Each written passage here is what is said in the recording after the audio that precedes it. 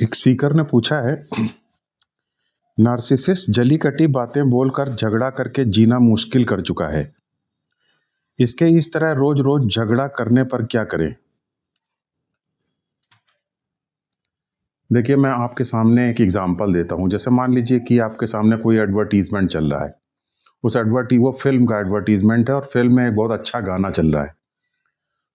तो अगर आप गाने के शब्दों के ऊपर ध्यान देंगे तो क्या होगा?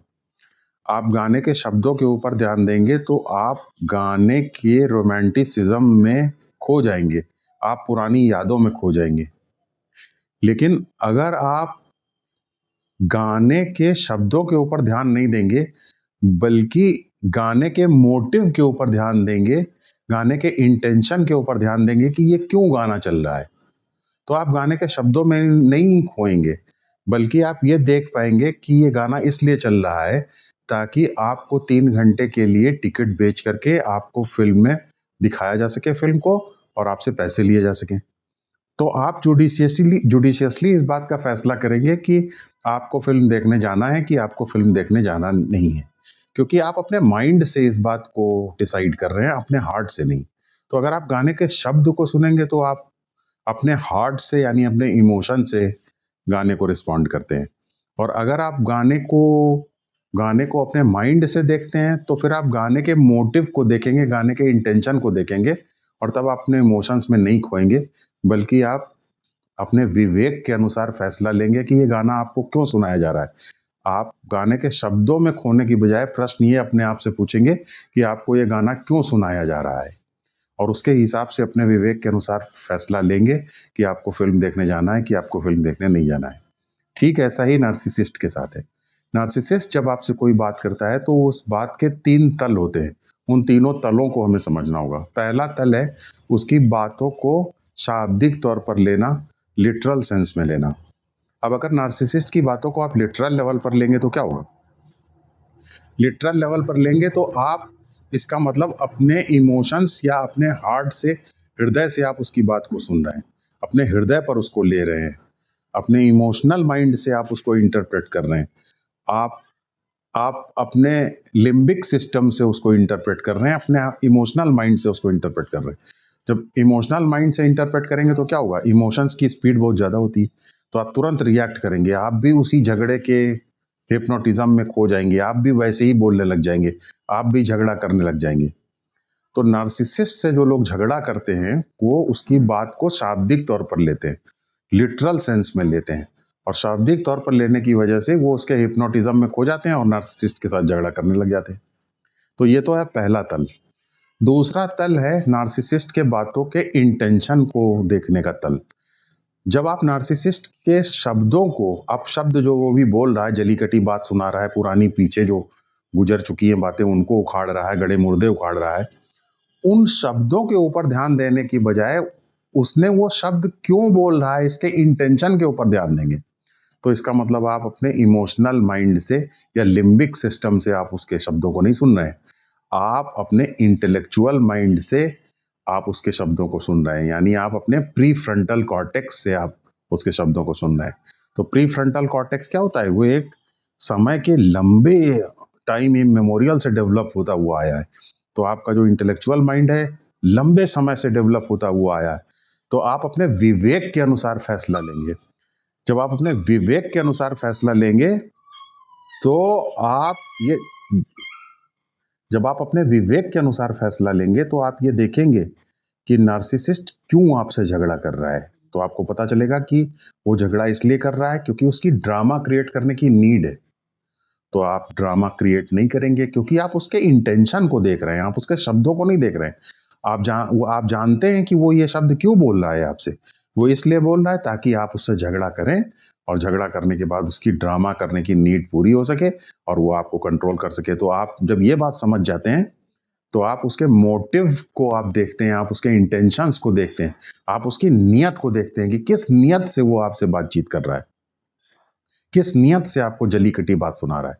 तो जब नियत को देख लेते हैं तो आपका, इसका मतलब आप अपने इंटेलेक्चुअल माइंड से उसको देख रहे हैं, तो आप उसके झगड़े के जाल में नहीं फंसते हैं, आप रिएक्ट नहीं करते हैं, आप जो है ऐसी बात नहीं बोलते हैं कि जिससे कि आप उसके दांव पेच में फंस जाएं। आप, इसका मतलब ये नहीं कि चुप हो जाते हैं, बिल्कुल चुप नहीं होते हैं, आप पोलाइटली ही बात करते रहते हैं, लेकिन आप उसके जो उसने फंदा फेंका है आपके ऊपर वो फंदा नहीं पहनते हैं, हिप्नोटाइज नहीं होते हैं उसकी बात से, एजिटेट नहीं होते हैं, उत्तेजित नहीं होते हैं, क्योंकि आप उसका मोटिव समझ रहे हैं ना। उसका मोटिव तो आपको उत्तेजित करना ही है, क्योंकि वो तो उसकी ड्रामा करने की अपनी नीड को वो पूरा करना चाहता है। तो वो ड्रामा करने की नीड को उसकी पूरी हो सके, इसीलिए जली किटी बातें सुना रहा है, इसीलिए गड़े मुर्दे उखाड़ रहा है। लेकिन चूंकि आप अपने विवेक से उसको सुन रहे हैं, अपने इंटेलेक्चुअल माइंड से सुन रहे हैं, तो आप हिप्नोटाइज नहीं होते हैं, उसकी जली किटी बातों के आप हिप्नोटिज्म में नहीं फंसते हैं, उसके सम्मोहन में नहीं फंसते हैं, और आप मुस्कुरा करके आप कोई और बात या करने लग जाते हैं, या बात बदलने लग जाते हैं, या उसी बात को आप प्रेम से उसका जवाब देते हैं, झगड़ा नहीं करते हैं। तो इससे आप देखेंगे कि उसकी पावर डायनामिक्स में ही गड़बड़ी पैदा होना शुरू हो जाती है, क्योंकि उसका उद्देश्य था आपको रिएक्ट करवाना, आपको उत्तेजित करना। लेकिन जब आप उत्तेजित नहीं हो रहे हैं तो उसका पूरा प्लान फेल हो जाएगा आपके साथ। तो ये है उसका दूसरा स्तर। फिर उसका तीसरा स्तर है, नार्सिसिस्ट की बात का तीसरा स्तर है। तीसरा स्तर है नार्सिसिस्ट के ट्रुथ, शब्दों के पीछे के ट्रुथ को देख पाना। अभी तक आप क्या क्या काम कर रहे थे, नार्सिसिस्ट के मोटिव को देख पा रहे थे। अब आप नार्सिसिस्ट के शब्दों के पीछे के ट्रुथ को देखते हैं, ये डीपेस्ट स्तर है। तो जब आप डीपेस्ट स्तर पर देखते हैं तो आप नार्सिसिस्ट के प्रेडेटरी वर्ड्स जो हैं उनके पीछे के बच्चे को देख पाते हैं। आप उस बच्चे को देख पाते हैं जिसने प्रेडेटर का मुखौटा, राक्षस का मुखौटा पहना हुआ है। तो आप ये देख पाते हैं कि इसके डिसऑर्डर को आप देख पाते हैं। आप उसके डिसऑर्डर को देखते हैं और उसके डिसऑर्डर के हिसाब से आप ये जानते हैं कि इसके डिसऑर्डर की वजह से इसके अंदर प्रॉब्लम है। वैसे इसके अंदर कोई प्रॉब्लम नहीं है, क्योंकि वैसे ये अच्छा आदमी है, अपने डिसऑर्डर की वजह से ये प्रॉब्लम में पड़ जाता है। इसके अंदर ये क्षमता नहीं है कि ये अपने डिसऑर्डर का मुकाबला कर सके, वरना इसका इसकी ये अंदर से बुरा आदमी नहीं है, चूंकि अपने डिसऑर्डर को हैंडल करने की इसके अंदर क्षमता नहीं है, इसलिए ये इस तरीके की जली कटी बातें बोल रहा है। तो आप उसके साथ कंपैशनेट एटीट्यूड रखते हैं, और जब आप नार्सिसिस्ट के साथ कंपैशनेट एटीट्यूड रखेंगे तो वो क्या काम करता है, वो तो आपको कठपुतली की तरीके से नचा रहा है।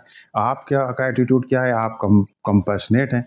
कठपुतली के धागे क्या है, कठपुतली के धागे है आपका रिएक्शन, लेकिन आप रिएक्ट कर ही नहीं रहे हैं, आप तो कंपैशनेट एटीट्यूड रखे हुए हैं। आप जो बात कह रहा है उसमें हाँ में हाँ हो सकता है मिला रहे हो, लेकिन आप हाँ में हाँ इसलिए नहीं मिला रहे हैं क्योंकि आपने उसका फंदा पहना हुआ है। आप हाँ में हाँ इसलिए नहीं मिला रहे हैं क्योंकि आप उसके बातों के जाल को नहीं समझ पा रहे हैं। आप हाँ में हाँ हो सकता है इसलिए मिला रहे हो क्योंकि आप उसके साथ कंपैशनेट हैं, क्योंकि आप ये समझते हैं कि वो कोई भी व्यक्ति अंदर से बुरा नहीं होता। ऐसे व्यक्तियों के अंदर अपने डिसऑर्डर को हैंडल कर पाने की क्षमता नहीं होती, इसलिए ये वो सब गेम खेलते हैं जो वो खेल रहे हैं। तो आप नार्सिसिस्ट के साथ बातचीत तो करते हैं, लेकिन आप उसके झूठ में पार्टिसिपेट नहीं करते हैं। हो सकता है आप उसके झूठ में हाँ भी मिला रहे हो, लेकिन हाँ में हाँ मिलाना झूठ में पार्टिसिपेट करना नहीं है। आप उसके झूठ में इसलिए पार्टिसिपेट नहीं कर रहे हैं क्योंकि आप रिएक्ट नहीं कर रहे हैं और कंपैशनेट बने हुए हैं। तो इस नज़रिए से इन तीन स्तर पर में से तीन स्तर, जो पहला है लिम्बिक सिस्टम के ऊपर आधारित या इमोशनल माइंड के ऊपर आधारित शाब्दिक अर्थ के ऊपर आधारित स्तर, दूसरा है इंटेलेक्चुअल माइंड के ऊपर आधारित स्तर, और तीसरा है हमारे अंतरात्मा या कॉन्शंस के ऊपर आधारित स्तर। तो इस तीन स्तर में अगर आप पहले स्तर के हिसाब से नार्सिसिस्ट से बात करेंगे तो रोज झगड़ा होगा, दूसरे स्तर पर आप बात करेंगे तो आप प्रैक्टिकली उसको मैनेज कर पाएंगे, और तीसरे स्तर पर अगर आप जाकर के नार्सिसिस्ट को हैंडल करते हैं तो आप कंपैशनेट बने रहेंगे। याद रखिए, कंपैशन पूरी तरीके से पावर डायनामिक्स को इन्वर्ट कर देता है, पावर डायनामिक्स को उलट देता है। किसी भी कंपैशनेट व्यक्ति के ऊपर पावर को एक्सरसाइज करना पॉसिबल नहीं है। तो आप जब इस तरीके से कंपैशनेट एटीट्यूड बना करके नार्सिसिस्ट को हैंडल करते हैं तो फिर नार्सिसिस्ट की पावर डायनामिक्स ही फेल हो जाती है। याद रखिए, नार्सिसिस्ट की क्योर है ह्यूमिलिएशन, क्योंकि वो एक फॉल्स सेल्फ ग्रैंडियोसिटी में जी रहा है। ये उसके लिए ह्यूमिलिएटिंग है, लेकिन ह्यूमिलिएट करने का तरीका फेस वैल्यू पे आप उसको ह्यूमिलिएट नहीं कर रहे हैं, डायरेक्टली आप उसको ह्यूमिलिएट नहीं कर रहे हैं। आप उसको इस तरीके से स्ट्रेटेजिकली ह्यूमिलिएट कर, आप स्ट्रैटेजिक ह्यूमिलिएशन वो ह्यूमिलिएशन है जिसमें ह्यूमिलिएट इसलिए किया जा रहा है, उसको ह्यूमिलिएट आप इस तरीके से कर रहे हैं क्योंकि आप उसके झूठ में पार्टिसिपेट नहीं कर रहे हैं। बिना ह्यूमिलिएट किए इसे ह्यूमिलिएट करना कहते हैं। उसके झूठ में जब आप पार्टिसिपेट नहीं करते हैं तो उसके सेल्फ की ग्रैंडियोसिटी पंक्चर हो जाती है और इससे उसके अंदर सेल्फ अवेयरनेस पैदा करने होने की संभावना ज़्यादा है। जब आप नार्सिसिस्ट के साथ कंपैशनेट होते हैं तो उसके अंदर सेल्फ अवेयरनेस पैदा होने की संभावना होती है। जब आप नार्सिसिस्ट के साथ जवाब देते हैं, झगड़ा करते हैं, तो उसके रिफॉर्म होने की संभावना नहीं होती है, तब उसके रिएक्ट करने की और झगड़ा बढ़ाने की संभावना होती है, नार्सिसिज्म उसका और ज़्यादा स्ट्रांग होता जाता है। लेकिन जब आप कंपैशनेट होते हैं तो उसके अंदर सेल्फ अवेयरनेस पैदा होने की संभावना होती है। इस बात की संभावना होती है कि वो अपनी रियलिटी और अपनी एम्प्टीनेस को देख सके, अपने फॉल्सहुड को देख सके और अपने आप को बदलने की कोशिश कर सके।